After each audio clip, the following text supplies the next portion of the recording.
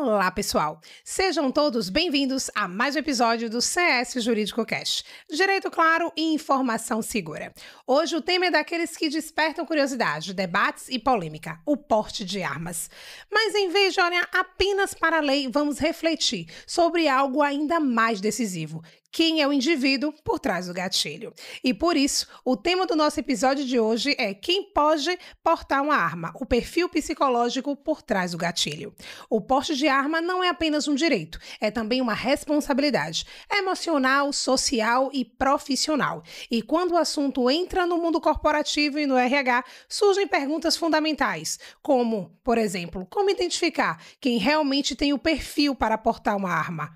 Até onde o psicológico pode ou deve autorizar ou até mesmo limitar uma decisão que envolve poder, medo e controle. E para discutir tudo isso com base técnica e responsabilidade, temos a honra de receber a doutora psicóloga Silvana Valverde, especialista em recrutamento e avaliação de perfis. Seja muito bem-vinda, doutora Silvana, para estar aqui conosco. Mais uma vez, doutor Nelson, doutora Camila, sejam também bem-vindos. Tô empolgada para falar desse tema aqui, viu, doutora? E a temática, realmente, né, é uma temática que realmente gera muito impacto e a sociedade em si sempre tem algo para comentar, essa questão de porte de armas, doutora. Mas antes de adentrarmos no tema propriamente dito, conta pra gente quem é a doutora Silvana, essa tua trajetória dentro dessa área tão linda, para que os nossos ouvintes, eles possam te conhecer um pouco mais. Ok. Eu quero agradecer pelo convite, né? E falar desse tema é muito importante porque existem pessoas que não sabem o que é que acontece. É a favor, é contra o porte de arma, mas não sabem o porquê, né? Se é a favor, se é contra, a gente vai trazer isso com mais detalhes para que as pessoas possam entender quem pode, quem não pode. Mas antes, eu sou a Silvana Valverde, sou psicóloga há 14 anos, porte de arma já está no meu nicho há 10 anos, né? Há um pouco mais de 10 anos. Eu comecei atendendo vigilantes, né? Porque a Polícia Federal, quando eu iniciei o atendimento para vigilantes, não precisava ser credenciado pela Polícia Federal, qualquer psicólogo poderia atender. Depois, a Polícia Federal ela começou a entender a importância da capacitação que esse psicólogo precisaria ter para realizar essa avaliação, e aí começou-se vários cursos, né? Precisou de visualizar, na verdade, com forma mais séria, né? Quem é que podia ter, quem não pode ter esse porte de arma, tanto para atuar como vigilante, quanto também para ter a sua posse, o seu registro, para ser CAC, né? Que é o atirador desportivo, caçador, colecionador, e foi assim que começamos, né? Temos 10 anos nessa área aí com muitos cases para passar para vocês. Perfeito, interessante. 14 anos, pouquinha coisa, né? Muito tempo de experiência, então vamos tentar aqui colher o máximo de conhecimento, Quem de sabe aqui eu informação. descubro se eu tenho perfil para portar uma arma. Eu acho que eu não tenho, mas quem sabe? Pois é, doutora, todos nós descobriremos. Eu acho que eu teria, viu? Eu acho que eu sou uma pessoa bem equilibrada, assim, bem serena. Doutora, para iniciar a nossa conversa, existem muitos pontos que a gente vai tratar aqui hoje, mas inicialmente, quando a gente lida com essa questão de porte de arma, posse de arma, enfim, a gente pensa muito na questão burocrática, que é licenciamento, os procedimentos que são envolvidos para você ter a liberação desse porte, dessa posse, e a gente pouco fala ou pouco pensa no outro lado, que seria o lado do emocional, de quem está atrás desse gatilho. Muitas famílias pensam sobre isso, né? Eu falo sobre a área de direito de família, porque é a área que eu atuo. Muitas famílias têm medo não só da arma em si, mas justamente de quem está por trás dessa arma. Então, nesse procedimento psicológico, como é que a gente sabe? Como é que a gente traça um perfil? Existe esse perfil ideal? Ou é algo mais que voga no que diz respeito a controle emocional, a limites? Enfim, como é que a gente sabe identificar? Bem, a Polícia Federal ela tem instrução normativa onde constam todos os pontos, né, as características da personalidade que a pessoa ela não precisa ter para adquirir o porte de arma. O equilíbrio emocional, não apresentar impulsividade, não apresentar nível de agressividade, emotividade exagerada também, a instabilidade na questão emocional, insegurança, tudo isso gera a reprovação dessa pessoa. Lembrando que a avaliação psicológica é questão de momento. Então, o psicólogo ele precisa estar preparado para avaliar o momento daquela pessoa e a predisposição para aquilo. Né? Então, a Polícia Federal ela tem sim alguns o perfil que o psicólogo precisa avaliar a partir dos instrumentos. São 5 instrumentos que a gente utiliza para fazer essa avaliação. Então, a partir desses instrumentos, o psicólogo vai verificar se essa pessoa ela está ou não apta para naquele momento. E quais seriam os instrumentos, no caso? Tem um teste projetivo, um teste expressivo de personalidade, um teste de atenção concentrada, difusa, memória e inteligência. E a entrevista semi-estruturada, na entrevista, é um instrumento extremamente importante porque a gente vai colher, né, ver o que está por trás daquela pessoa. Fora o teste expressivo de personalidade, que a gente vai fazer com que a pessoa coloque-se diante do momento ali, como ela nem se percebe ser. Interessante. Né? Então, existem testes, por exemplo, a pessoa nega que não está bem. Eu estou tranquilo, doutora. Eu digo, mas o seu teste está dizendo que não. O que é que está acontecendo? Né? Foi anteontem, eu atendi um candidato para porte de arma e perguntei para ele. Estou percebendo aqui no seu teste, é muito estudo, tá, gente? Tem que ter muito estudo mesmo. Estou percebendo aqui no seu teste que está apresentando um nível de ansiedade, uma insegurançazinha, alguma coisa que está acontecendo no seu momento. O que está acontecendo? O que é que está acontecendo inicialmente, né? Nesse momento agora, está passando por alguma situação? Onde é que a senhora está vendo isso, doutora? Eu digo, no seu teste, está me dizendo, não, doutora, eu tô bem, não tá, não. Vamos lá, vamos conversar um pouquinho? Aí ele, não, doutora, é porque eu passei por uma separação, tem 3 meses, e foi a questão afetiva, eu sabia que era da família, porque o teste fala sobre isso. Em que área da vida da pessoa ela não está bem? E foi a questão familiar e um processo de adaptação, algo novo que estava acontecendo que ela não estava conseguindo ressignificar de forma tranquila. E aí ele me explicou, mas o psicólogo ele precisa estar preparado tecnicamente, estudar o tempo inteiro, para entender o que é que está por trás daquelas respostas. Perfeito. E, a depender da situação, a gente aprova ou não. Se a pessoa se negar, a gente reprova rapidinho. Doutora, deixa eu fazer uma pergunta. Me responda, por gentileza. Especificamente, que teste foi esse? É esse?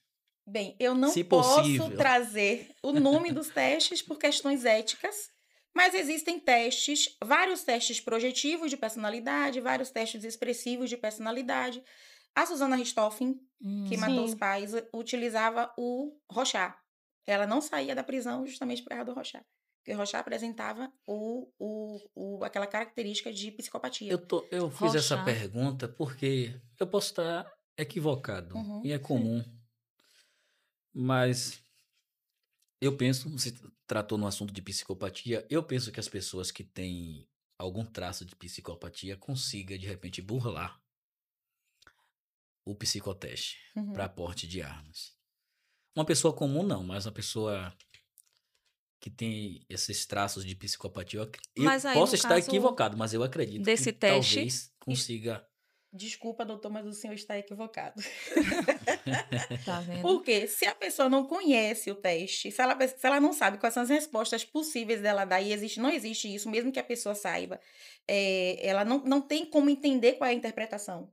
Só o psicólogo tem essa ferramenta de interpretar. Então, ela vai dar respostas, e através dessa resposta, que ela nem sabe o que é que ela vai dar de resposta, né? Mesmo que ela tente maquiar, mas vai sair ela. Então, ele não consegue burlar o que ele não conhece. É no caso da Suzane, que a doutora falou do Rorschach, é?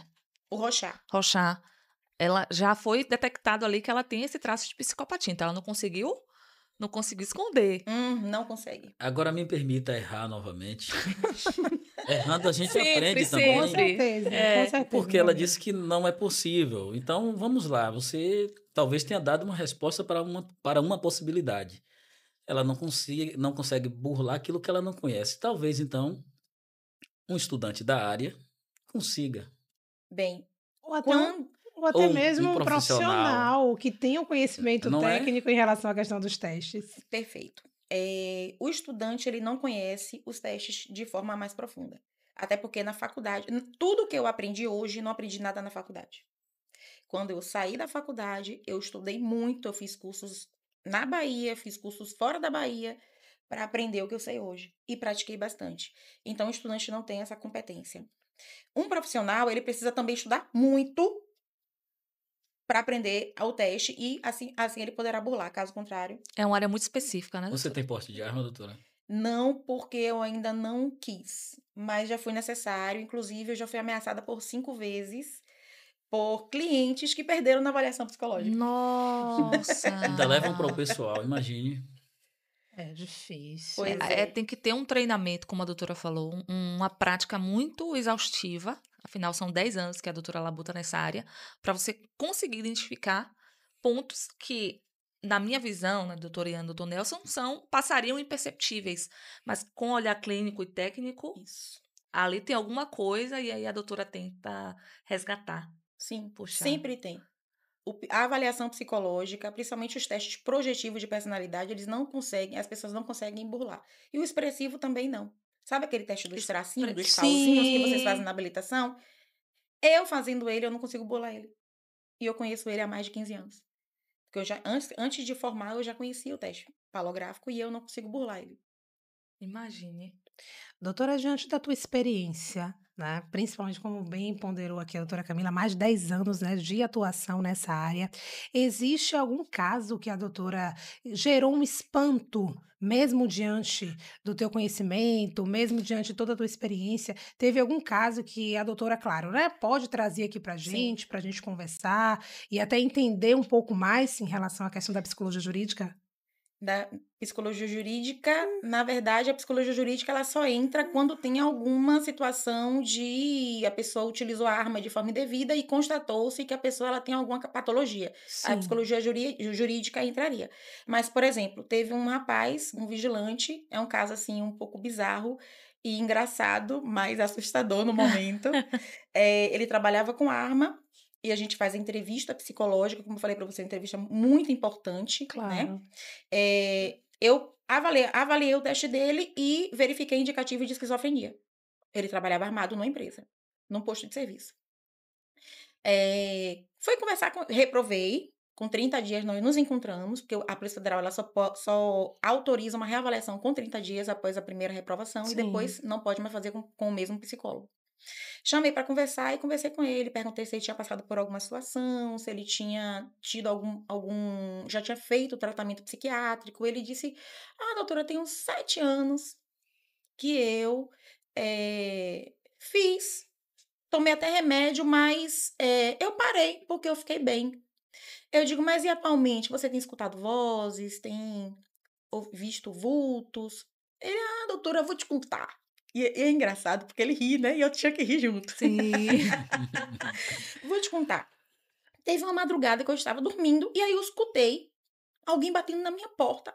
Aí eu falei, tem alguém batendo na porta, amor, a esposa. Aí ela fez, não tem não, meu filho, não tem não. Vou lá ver quem é. Aí, doutora, eu abri a porta, não tinha ninguém. Ele fez isso, ó.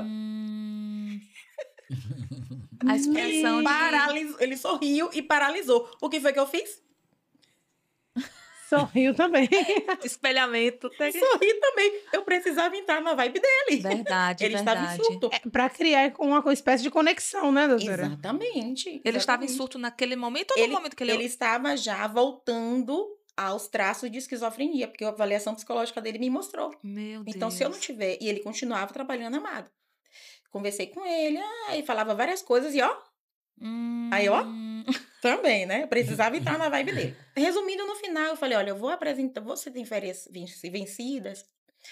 Doutora, eu não sei, não. Eu digo, pronto, eu vou fazer o seguinte, eu vou entrar em contato com a empresa, vou pedir para que você tire férias, né? Para você voltar para o psiquiatra, conversar um pouquinho. Aí ele, tá bom, doutora. Mas, doutora, eu posso voltar a trabalhar? Eu falei, olha, só com sua empresa. Resumindo, de imediato, eu mandei um e-mail para a empresa, passei a situação dele, que ele estava já com transtorno esquizofrênico mesmo, e pedi para a empresa afastar ele. A empresa deu férias. Ao invés dele ir para o médico, ele foi para a roça, né, para o interior. Chegou lá, ele surtou. E nunca mais voltou a trabalhar.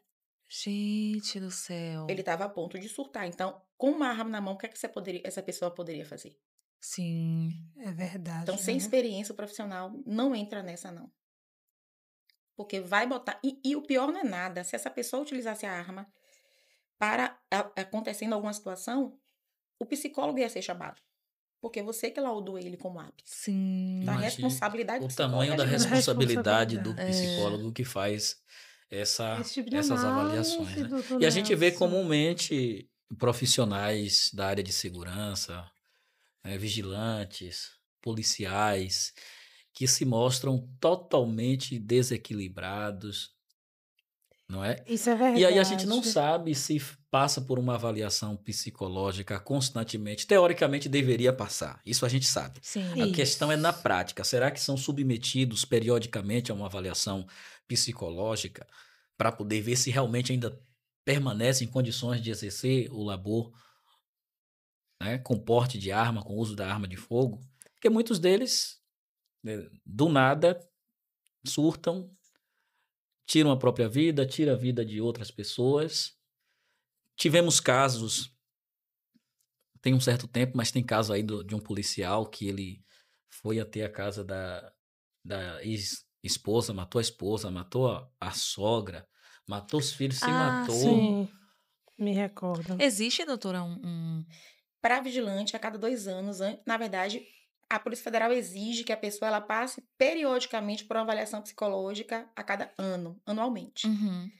Infelizmente, para pessoas funcionárias públicas, policiais, guardas municipais, agentes penitenciários que usam armas, só fazem essa avaliação psicológica quando passa no concurso público. Mas não Nossa. existe, doutora, uma espécie de fiscalização quanto a isso. Eu falo por parte do Estado, porque eu sei que quem atua na área de segurança, propriamente dita, é muita pressão. Para um agente penitenciário que ele adentra ali ao presídio, a gente sabe que é um contexto, podemos dizer, muitas vezes aquém da sociedade.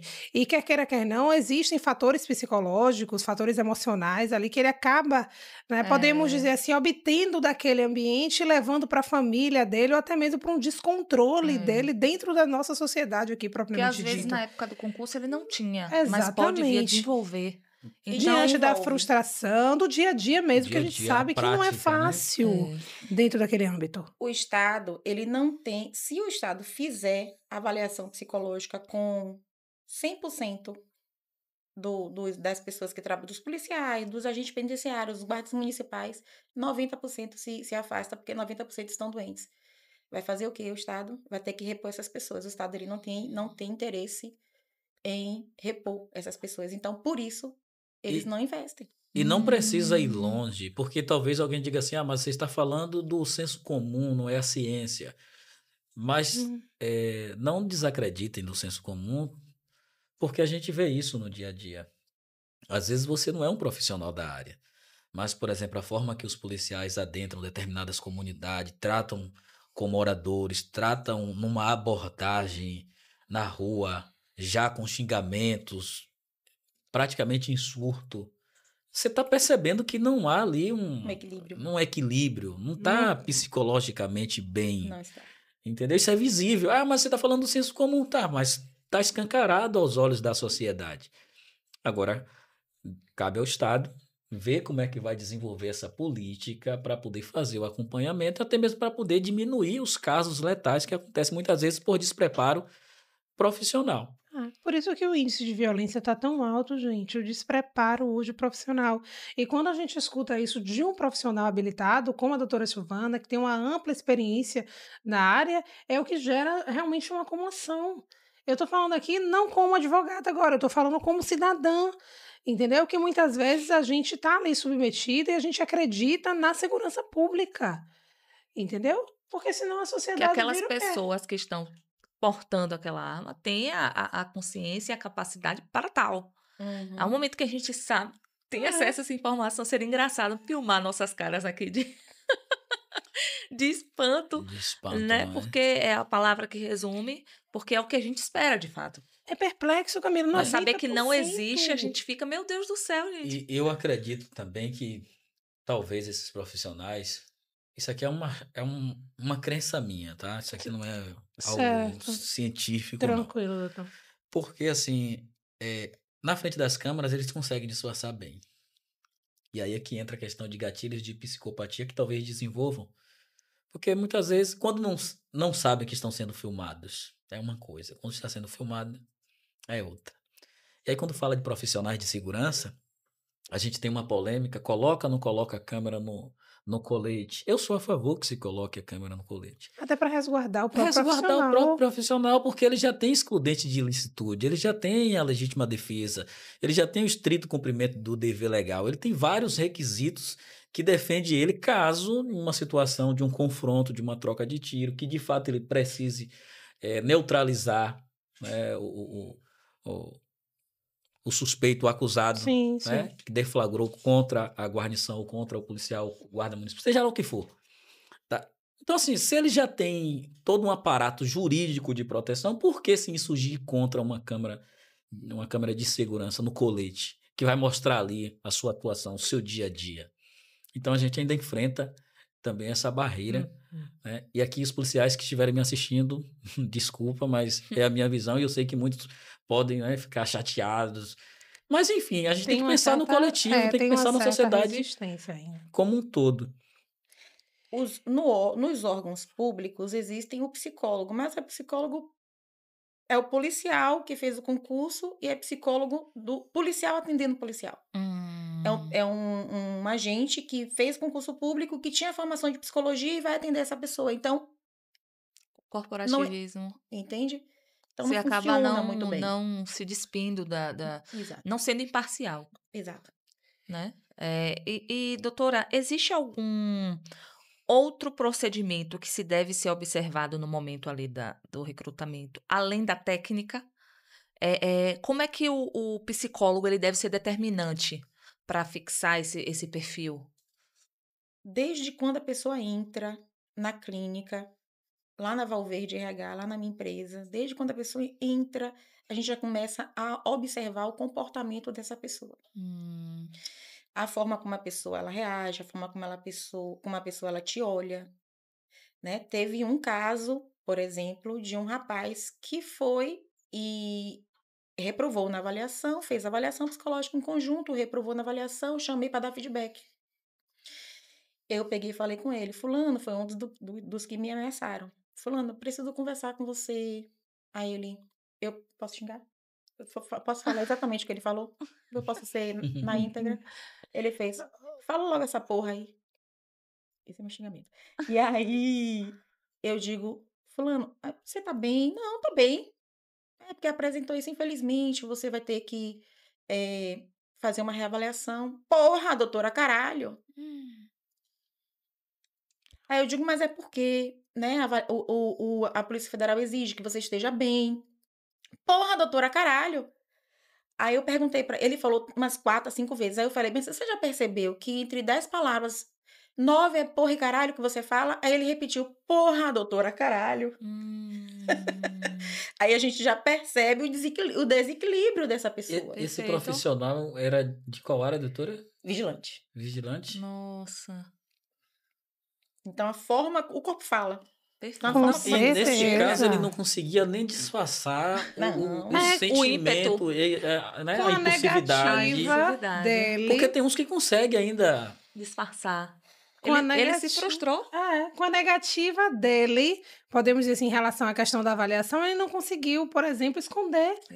Entendeu? Diante de algo, gente... Que só reforça que sua reprovação estava coerente. É verdade. Exatamente. E ele foi um dos que me ameaçou, perguntou onde era o endereço. Da sua residência, doutora? Da minha clínica, porque nós fizemos essa avaliação em um outro local. Sim. E aí ele perguntou onde era, as meninas disseram que não tem um telefone aqui. Aí ele entrou em contato e disse que o que tinha feito com ele não ia ficar impune. Imagine. Isso já tem tempo? E já tem uns 4 anos. Nossa. E como eu tenho vários amigos delegados, sim, né? Claro. Pessoas que trabalham nesse ramo, e eu pedi orientação. O doutor meu amigo delegado me encaminhou para o irmão dele, e aí eu dei, né, fiz toda a tramitação, o irmão dele chamou ele, que também é delegado, chamou e disse a ele que se ele tocasse a mão em mim, que ele ia se ver com o delegado. E aí ele nunca mais me perturbou. Teve que ter uma ação mais incisiva, né? Uhum. Porque pessoas assim só temem quem, na verdade, teme o medo. Ainda mais quando é mulher, né? Não, Ficamos muito é vulneráveis. verdade. E o que, enquanto a doutora falava aqui, era a questão do preparo psicológico dessa pessoa, desse profissional, para lidar com a vítima. Quando eu falo da questão, por exemplo, de policiais numa delegacia especializada de violência contra a mulher. Como um indivíduo desse, ele tem preparo emocional, psicológico para atender uma vítima?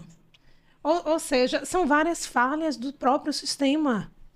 É inacreditável. Eu uma acho situação como essa. muito interessante a questão da psicologia, porque a doutora até pontuou, o corpo fala. Sim. Por mais que, como o doutor Nelson falou, as pessoas tentem passar uma imagem que não é, o psicólogo que tem um olhar acurado, ele vai conseguir perceber. Seja numa movimentação sutil da boca, do olhar, da postura A do forma como corpo, que senta. senta, que movimenta os braços, as pernas. É um assunto que me chama muita atenção, que eu admiro bastante.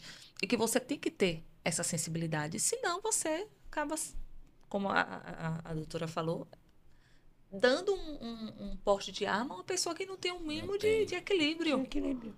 E que pode aí estar fazendo absurdos. E quanto às pessoas comuns? Pessoas comuns eu me refiro a quem não está inserida no âmbito de segurança, né, que deseja ter um porte de arma, ou até mesmo que consegue tirar esse porte de arma. Quais são, no caso, não é quais são os requisitos, mas a questão da reavaliação periódica, em quanto tempo, deve ser submetida a uma reanálise para ver se ainda mantém condições. Atualmente está a cada 5 anos. Uma pessoa comum? Uma pessoa, um cidadão comum. Eu Só acho que 5 tem anos muito mas tem um tempo. perfil. Antes eram 2 anos, agora passou para 5. Mas existe um perfil muito diferente entre uma pessoa, cidadão comum, que tem. Gente, ter arma não é barato. Sim, Para você ter claro. uma arma, você precisa ter uma estrutura. sim. Você precisa ter a documentação toda em dias, você precisa ter todas as suas certidões precisam estar todas limpas. E é um perfil diferenciado. Por exemplo, cidadãos comuns que buscam arma são empresários, são fazendeiros que precisam ir e voltar para sua fazenda e no decorrer do caminho está tudo muito escuro. Então a pessoa precisa para se proteger. Os empresários mesmo, existem, eu atendo muitos empresários e artistas também, e essas pessoas, ela tem consciência de que se usar arma, ela vai responder. Então, Sim. ela não usa. Ela vai usar por legítima defesa, Lógico. Certo. normal, né? Porque antes, infelizmente, toda ação tem uma reação, se a pessoa se Claro. sentir ameaçada, ela vai reagir. É. Mas tem todo um processo, tem curso que a pessoa faz, né?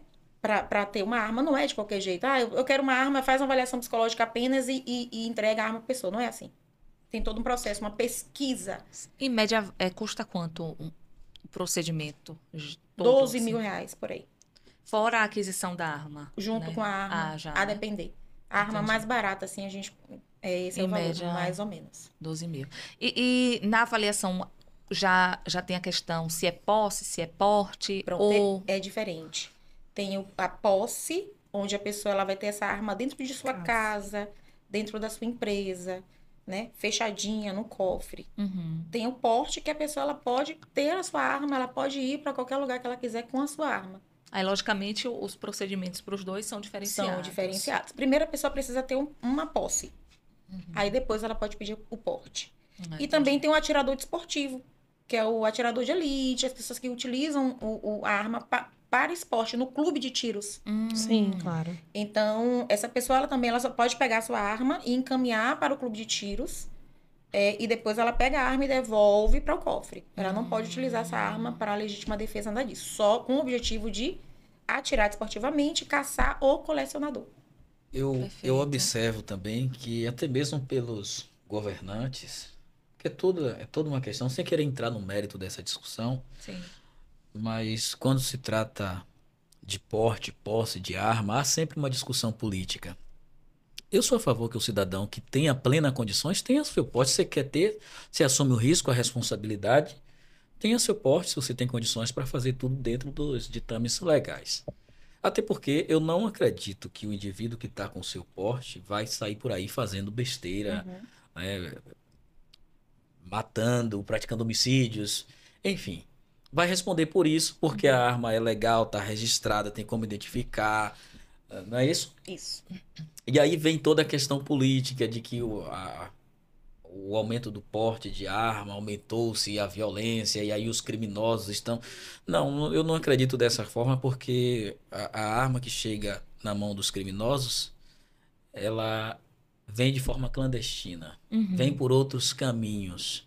Então, enquanto o cidadão que entende que talvez seja necessário portar uma arma para a sua própria defesa, tendo em vista que o Estado não tem condições de nos dar proteção. Estamos todos aqui nesse momento. Eu não sei se o operador Júnior tem um porte ali para a defesa, mas teoricamente estaríamos aqui vulneráveis. Até o Estado chegar, o fato já aconteceu, porque o Estado só chega depois. O aparato policial só chega depois que o fato acontece. E muitas vezes você não tem condições ali de diante da iminência de um risco, valer-se da legítima defesa, porque há muita burocracia. E eu entendo até que a burocracia é válida. Super válida. Super válida para... Né, que nem todo mundo tem condições psicológicas de portar uma arma. Mas eu entendo que essa política de dificultar ainda mais não é viável. Se você tem condições... Mas okay. Eu vejo assim, doutor. Hoje em dia é permitido você ter um porte de arma. Se você quiser desejar, você passa pelos procedimentos e adquire. É um pouco burocrático, né? É burocrático jeito, não, mas consegue. E necessário. Porque imagine se flexibiliza. Como é que não ia estar? Logicamente, como o doutor falou, as pessoas que têm um porte de arma, em regra, não são as mesmas que saem por aí atirando, até porque a gente também não sabe porque o acesso não é muito difundido. Então, até que ponto, se a gente libera em massa, facilita, até que ponto não iam ter mais históricos de violência? Porque hoje em dia é altamente custoso, é dificultoso, é burocrático. E mesmo assim, o índice a gente vê o quê? Homens ou pessoas usando armas de profissionais. Por exemplo, teve o caso do esposo da delegada, que utilizou a arma dela para matar o rapaz. Então, a gente... Pode acontecer essas situações. Acredito que não aconteçam mais por conta disso. Porque hoje você ter uma arma é muito dificultoso.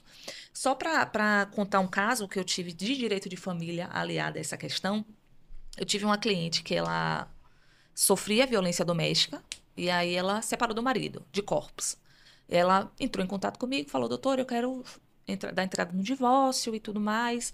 E aí a gente deu entrada no divórcio, o processo caminhou e aí ela me reportou a situação de violência doméstica familiar que ela enfrentava. E aí, em certo ponto, ela falou, ele é CAC. Aí eu falei, vê se não seria interessante ingressar com uma medida protetiva. Aí a importância do olhar além da nossa área, né? De ingressar com a medida protetiva para, além das medidas protetivas em si, a apreensão dessa arma. Porque, querendo ou não, é um risco. Né? Então, a gente não sabe até que ponto aquele homem poderia utilizar aquilo ali para atingi-la. E, dito e feito, ela buscou uma advogada criminalista e aí, junto a essa advogada, obtiveram o êxito de ter a busca e apreensão dessa arma. E aí tinha, né? Era regulamentado, era. Mas aí houve apreensão porque, de acordo com o juiz, ele entendia que essa arma apresentava um risco para essa mulher e para sua filha também. Então, a importância das áreas andarem interligadas, né, no direito, porque tá, tudo bem, foi uma área que chegou até mim de direito de família, mas você via que tinha um viés ali de penal, de criminal. Tinha também a questão do previdenciário, porque a filha dela era portadora de alguns problemas, e aí já teve a indicação, né, de busca um benefício previdenciário, né? Então, essa é a importância de um olhar acurado, tanto na psicologia quanto na nossa área. Afinal, a gente lida com vidas. Sim, isso é verdade. A gente lida com pessoas, com expectativas, com realidades diferentes. Então, a gente tem que ter essa sensibilidade. Eu sempre falo, não tem como a gente caminhar separado. A sensibilidade na área jurídica é de suma importância. Às vezes, as pessoas acham que não. ou muitos profissionais se esquecem dessa sensibilidade ao longo da sua jornada profissional. Mas, ao meu ver, é o diferencial de profissional para profissional. Então, eu tenho medo, doutor, só voltando ao discurso do doutor Nelson, eu tenho muito medo com relação a isso, porque a gente vive numa sociedade adoecida. Antigamente era muito difícil você ouvir falar que uma pessoa tinha uma síndrome, um transtorno de ansiedade, uma esquizofrenia, talvez porque não fossem reconhecidas ainda, diagnosticadas. Mas hoje em dia a quantidade de... Você senta assim numa roda de amigos para conversar e fala pelo menos uns 3 ali que estão... Um dia uns 5, os 3 ali pelo menos estão... Tem um transtorno de ansiedade. Isso aí é um fato a ser feito assim. Reconheço a necessidade de fazer uma ponderação nesse sentido. São muito intolerantes, estão muito intolerantes, não aceitam ser frustradas. Né? Você vê brigas de trânsito o tempo todo, brigas de marido e mulher. Então, até que ponto, de fato? Isso é uma reflexão que a gente faz, levanta, porque cada um vai ter sua visão, sua perspectiva. Cada um vai ter... E aproveitando o gancho, eu vou perguntar à doutora se a doutora seria contra ou a favor aí essa flexibilização, como é que a doutora enxerga? Eu sou a favor ao porte de arma. Sim. Flexibilização não é tão flexível assim como vocês imaginam. Tipo, a gente não está desenhando um cenário real. Sim. Porque para que a pessoa ela tenha um porte de arma... Exceto o vigilante, que precisa estar trabalhando e porta a arma apenas no ambiente de trabalho. Mas uma pessoa que tem um porte de arma, não é de qualquer jeito que ela adquire aquela arma. Então, tem todo um processo, tem todo o cuidado na Polícia Federal para dar ou não esse apto para essa pessoa. Por exemplo, a Polícia Federal exige que a pessoa ela tenha uma estabilidade. Tem que ter pelo menos 5 anos numa residência própria, tem que estar com tudo direitinho, não tem que ter nenhum tipo de violência. Então, tem um tempo, sim, né, que a Polícia Federal ela pesquisa a vida dessa pessoa. Então, tem que ter todo esse cuidado. Não é de qualquer jeito. Isso. Então, não é porque a pessoa fez a avaliação psicológica e está apta na avaliação que ela vai ter uma arma de fogo. Tá? Então, não é tão assim. Então, não sou a favor a essa flexibilização toda, até porque essa flexibilização não é tão flexível assim. Não, mas se viesse a ter. Já não, teve. Gente, vamos liberar, vamos facilitar. Basta só um teste psicológico. Brasil não está preparado para isso. Também, chefe. Brasil não está preparado para isso. Não, e nesse sentido eu concordo plenamente. E só fazendo aqui uma retificação, eu não quis dizer, talvez tenha aparecido, que eu sou a favor da flexibilização, sou a favor do porte. Ah, sim. Não da flexibilização. Em frente às burocracias que tiver que enfrentar. Tá? Óbvio que algumas áreas, a gente tem projetos aí para poder o advogado... Qualquer pessoa que tenha plenas condições psíquicas e passe no teste vai poder, tá? Mas há algumas profissões, como a do advogado, tem projeto de lei nesse sentido, que talvez flexibilize um pouco. E eu sinto a necessidade que o profissional do direito, no caso o advogado, porque o juiz tem, o promotor tem. O advogado não pode. O juiz e o promotor é melhor que o advogado? No caso, pode ter, né? Pode 3 anos atrás, isso já tinha autorizado um acesso maior para os advogados. Eu atendi muitos advogados para adquirir esse porte. Depois veio e fechou novamente esse processo. Isso. Né? Então, querendo ou não, nós estamos em risco também. Atendemos clientes de diversas áreas e não sabemos bem... por exemplo, eu tenho uma política, um princípio que eu estabeleci no bairro que está situado o meu escritório, eu não pego demandas contra as pessoas ali, só a favor. Porque as pessoas não sabem diferenciar que é um profissional. Então, se eu começar a litigar contra, eu estou criando vários inimigos. Então, eu só litigo a favor. Perfeito. Você está entendendo? Perfeito. Então, já é um princípio que eu estabeleci para não... De repente está aí sem dispor, sem saber quem é o meu inimigo. Estou vulnerável. O Estado não vai me dar essa proteção. Com certeza. É uma temática extremamente relevante, extremamente necessária, doutora Silvana. Muitos insights tivemos aqui, não é? Eu falo não só por mim, mas tenho certeza por doutor Nelson, por doutora Camila, aqui e por nossos ouvintes, né? Principalmente. Nós aqui do CS Jurídico Cast, nós sempre abrimos um espaço para que o nosso convidado deixe um alerta, deixe um conselho para os nossos ouvintes. Então, diante de todas as discussões, diante de toda a sistematização que a doutora conhece realmente, principalmente no que toca essa questão de porte, de posse de arma, qual seria a orientação, qual seria o alerta que a doutora deixaria aqui para os nossos ouvintes? Primeiro, para o psicólogo que atua nessa área. Cuidado, não se marginaliza. Né? Estuda bastante, entenda que se o seu cliente que você está atendendo utilizar a arma de forma indevida, você também vai responder junto com ele, vai pegar carona. Então, por favor, cuidado com esses hábitos e inaptos que são dados. Para os nossos, a galera que gosta dessa área, né? Os CACs, entender verdadeiramente que isso é muito importante, né? Não se usa arma, CAC não se usa arma para defesa pessoal. Né? O CAC é para utilizar para o desportivo. Claro. E usou a arma, você vai responder. E você pode ser indiciado e você pode ser preso por causa disso. Então, cuidado com a interpretação que se dá e a falta de cuidado e essa fantasia que se dá. Eu tô armado, eu tenho uma arma, eu tenho poder. Você não tem poder. A arma é para não ser usada. A regra é essa. A regra é essa. Você tem que ter uma arma para se proteger, mas para você não usar. Você só vai usar se for extremamente necessário. E a arma, ela não te traz poder nenhum. Então, muito cuidado com a forma como você interpreta o significado de ter uma arma. Porque, querendo ou não, você pode prejudicar um alto prejuízo para a sua família, um prejuízo para a sociedade. E você pode acabar com sua vida utilizando uma arma. Isso é uma realidade, viu, doutora? E você, que nos acompanhou até aqui, como sempre, se inscreve no canal, ativa o sininho, compartilha, porque a temática de hoje é extremamente necessária. Curte, comenta, porque aqui no CS Jurídico Cast nós temos um lema, onde o direito é ponte, não há barreira. Até o próximo episódio.